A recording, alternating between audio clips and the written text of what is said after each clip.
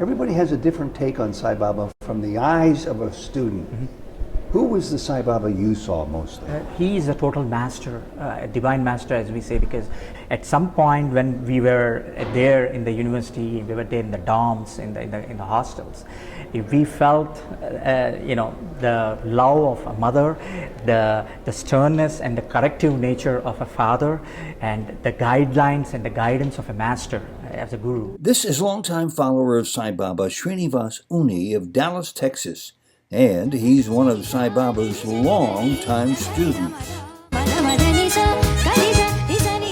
And this is Srinivas Eyyunni's daughter, a talented and gifted singer.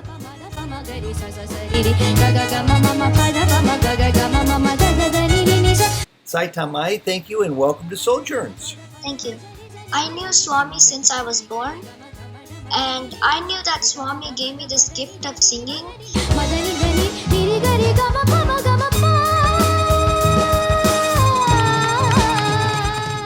And what a gift it is. Sai Tanmayi sings this whole song later in this interview. Welcome to Souljourns and to the family of Sai Tanmayi, Madhuri, and Srinivas Eyyunni, a Texas family steeped in the tradition of Sri Satya Sai Baba. This interview was recorded in Dallas, Texas, in July 2018. Welcome to Souljourns. You were a student at Sai Baba's University in Puttaparthi or Bangalore? Good question. It was mine was the only unique batch in the history of Sai University, where we had the undergrad course or the bachelor's course, as they call it, was split into both the campuses. Really? So yeah, it never happened before. It has never happened after. Just at one time. That one batch, so the boys all joined. We were interviewed, we were selected, and they typically take the total number of students. And in each branch, like science, arts, commerce, and then they divide them into two different groups, equal groups, to go one to Brindavan campus and the Prashant Nilayam campus, which are the two boys' campuses. So you got to see at least two sides of Baba, because people always told us, we've been to Brindavan, everything is more relaxed there, he's more of a jovial avatar, and it was just a difference from the Baba we knew at Prashanti. Yes, as Swami always said, right, Prashant Nilayam is my office and Vrindavan is my home. So I'm more informal in Vrindavan as against in Puttaparthi, where I have to put on the facade of being the formal, coming in, giving darshans, and doing. He used to do that in Vrindavan, but Vrindavan is so more give on me the the year and give me the background to whose idea it was, yours or your parents, for you to become a student of Sai Baba. What year was it? Yeah, we had been Baba's devotees since I was a boy of 5, and we were introduced to Baba by the local group, Sai group, and then we, incident after incident, we just got drawn into his aura, into his framework, and then we have been devotees all through growing up. And to answer your question, it was more of a combination of my parents and my urge to be part of the university, and which, I got the chance. My sisters tried to apply for the university twice or thrice. Their applications would never reach in mail. So it's all, I think it is all Swami's will that makes it happen. From thousands of lifetimes ago, perhaps. Absolutely. More, and this was vindicated subsequently by Amma as well. That you're in the home of Dr. Sam Sandweiss and Sharon Sandweiss, of course, the gracious host for 44 years of satsang in Sai Baba's name. And you're not the only former student who's been there. Everybody has a different take on Sai Baba from the eyes of a student. Who was the Sai Baba you saw mostly?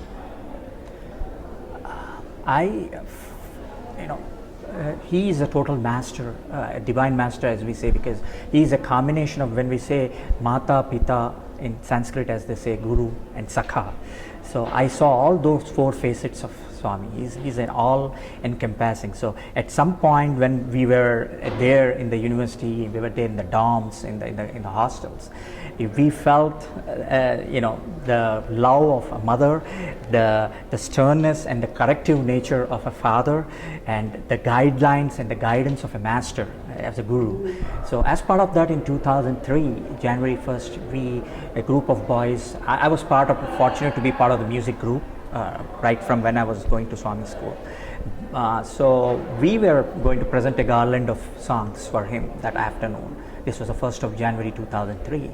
And I had lost my mom in 2002 November, and I had just completed all the ceremonies the Indian way, and then I had come to Puttaparthi, and then I sang a song on mother and extolling Swami as mother, and then Swami came and materialized a chain for me. So that was one of the which is very close and dear to my heart, because I had lost the physical mother just then, a few months back, and here he was giving me a kind of affirmation, and that he's there for me. He's all for me. About 60 years ago, give or take a couple of years, Sai Baba in Bangalore went to the home of the parents of Amma Sri Karunamayi, picked her up as an infant into his arms, and walked around the room with her. Well, Amma Sri Karunamayi is the object of the Guru Purnima celebration this 2018 here in your hometown now of Dallas. And you have no difficulty, obviously, of your love for both. Yet I know it can be a sensitive issue for some who believe one person, one avatar, or something like that. How do you reconcile that? A very good question. I've been asked that question many times by many people, and I personally never had a question at all about a resolution that I needed for any conflict. There was never been conflict in my mind. So going back to 2004, I was in Milwaukee working for General Electric, and somebody told me, we are from the Sai Center in Milwaukee. They said, we are going to go and see Amma. There is an Amma coming in here in Chicago, and we are going to sing some bhajans for her. So I tagged along, and we went and sang for Amma. And right after that, I'm standing in the queue to go and have Amma's darshan. And from that far, Amma calls me by my name. By your name? Srinivas Nana, come on, how are you? So that was the first revelation, and then subsequently when I moved closer to her, that's when she said that, I know you. I mean, Swami has sent you to me. So was there any other way she could have known that? Like I would be tempted to ask Baba, who told you about that? Yeah, that was one. And then a correlation, this was in 2004. In 2012, Amma came to my home in Dallas when we moved into a new home in 2011. She came to us in 2012 April. At that point, when she was having we were having an inner discussion with our family, she again reiterated and revalidated that statement. She said that, it is Swami who is, and 2011 April was when Swami left his Samadhi and mortal coil. So it was again a coincidental physical mom leaving in 2003, Swami, giving some kind of a benediction, and then here Amma, correlating and coming back and saying that, all the Swami students are real jewels. That's what she said, and he has a finished product. He has given the finished product to me, sent to me, and I am your mother, I am your Sai. And in fact, I always address Amma as Sai Ram, and she addresses me Sai Ram Nana. So that's the way I look at it. And just before I turn the camera on, you gave us an example that you didn't say right now about a heart-to-heart connection regarding Baba. Yes, absolutely. Swami, as we were talking, mostly in Trai Vrindavan, because that is where you have the intimacy with Swami.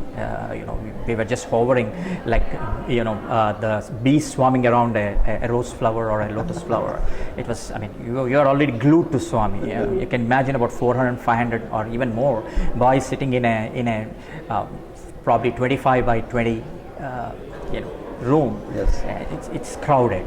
Crowded is a good word. So in that case, there were a lot of revelations to your earlier question, I think, and he did mention that whatever people say to you, whatever you hear say, or whatever you visualize or hear from others, remember one thing, that there is no messiah or messenger between you and me.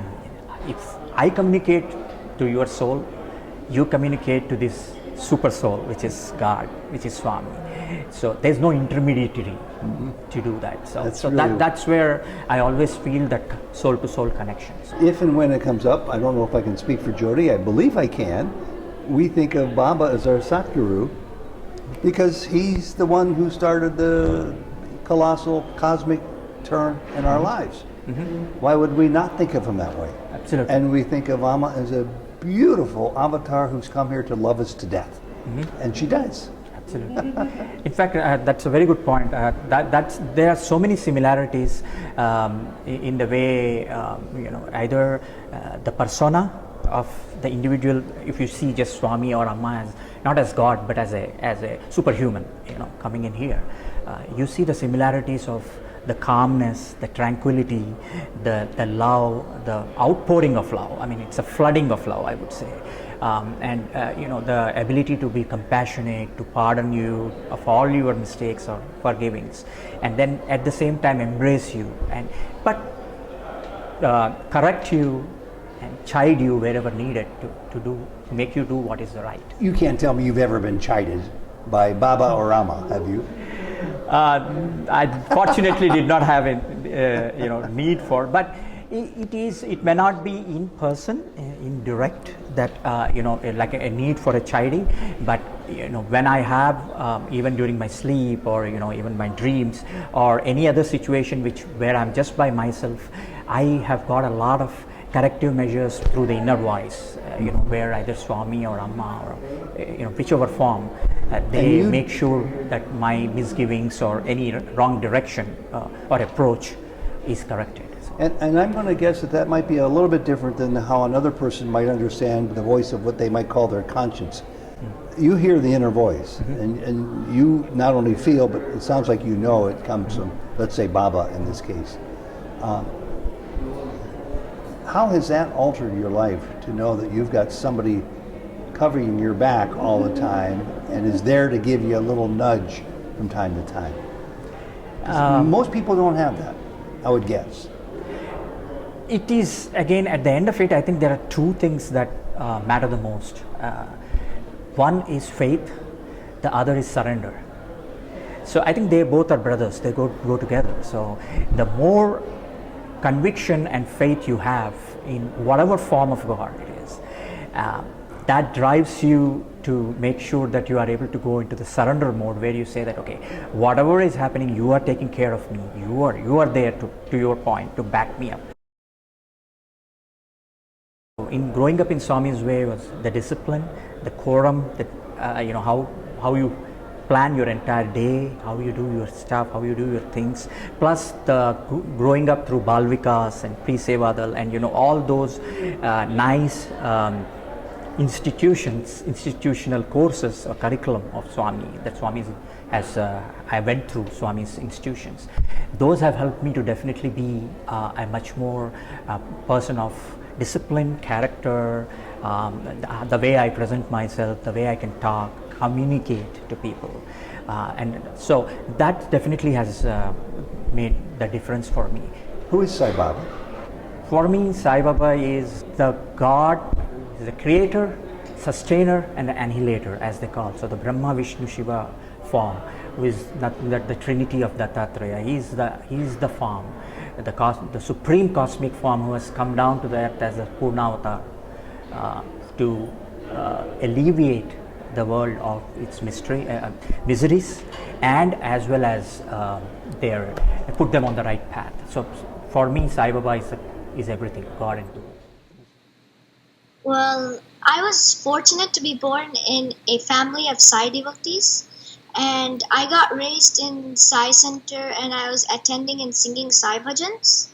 So I knew Swami since I was born, and I knew that Swami gave me this gift of singing, as when I was young, I used to sing a lot of Sai bhajans. As I grew up, I also started singing in some competitions, and then I realized that Swami gave me this gift of singing. So then I started singing more and more, and I'm learning music from a few teachers. That's wonderful. I'm sure you're putting a lot of hard work into this. What do you hope to do with it as you continue to grow up? Is this going to be a hobby? Is this going to be a profession?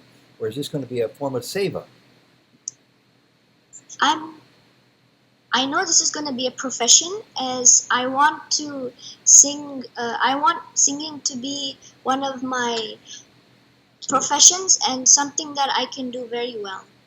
Well, I started learning from my parents. My dad and my mom started teaching me, and then now I learn from two teachers from Houston and from India. So that maybe we can have a good once we can have maybe Madhuri is also here, we can just have a picture. Madhuri, thank you very much for joining us. I'm not a video person or something. Oh, you have a beautiful smile. You have a beautiful, beautiful smile. I'm so happy you're joining us. Srinivas, thank you very much. To be continued, Jai Karunamayi and Om Shri Sai Ram. Thank you. Jai Karunamayi. Om Shri Sai Ram.